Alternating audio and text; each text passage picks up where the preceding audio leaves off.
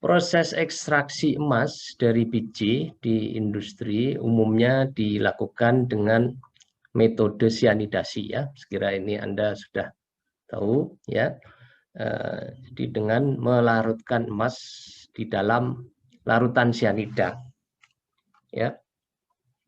Selain itu, proses amalgamasi faktanya ini masih digunakan pada tambang-tambang skala kecil ya, atau disingkat PESK, penambangan emas skala kecil, ini masih menggunakan merkuri. Meskipun proses amalgamasi ini sudah dilarang ya, karena membahayakan kesehatan operator dan lingkungan sekitar. Jadi Indonesia sudah meratifikasi konvensi Minamata, itu pelarangan merkuri untuk digunakan pada proses pengolahan biji emas ya, mulai tahun 2017 ya. Namun ini faktanya masih dilakukan. Kemudian sebenarnya sianida itu juga merupakan regen pelindi yang beracun ya. Oleh karena itu terus diteliti alternatif regen pelindi untuk emas ya selain sianida yang meliputi tiourea, tiosulfat, glisin ya, ini terus diteliti.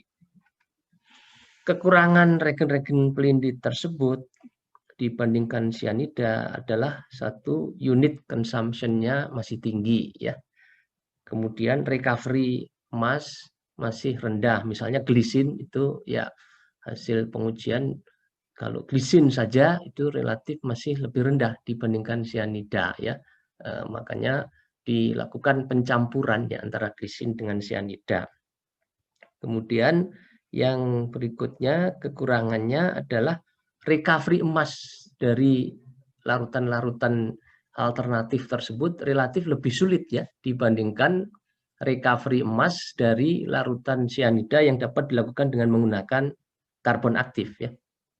Karbon aktif kan relatif lebih murah jika dibandingkan misalnya dengan recovery larutan dari tiosulfat menggunakan resin penukar ion ya, sebagai contoh. Ya, jadi tidak kompetitif dari aspek tersebut ya.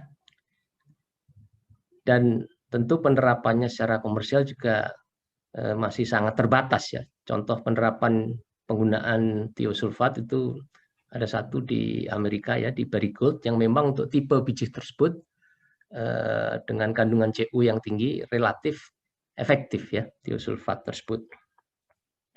Namun ya kita belum tahu ya dalam beberapa tahun ke depan bagaimana gitu ya. Tentu teknologi itu kan tidak stagnan ya, dinamis dan terus berkembang.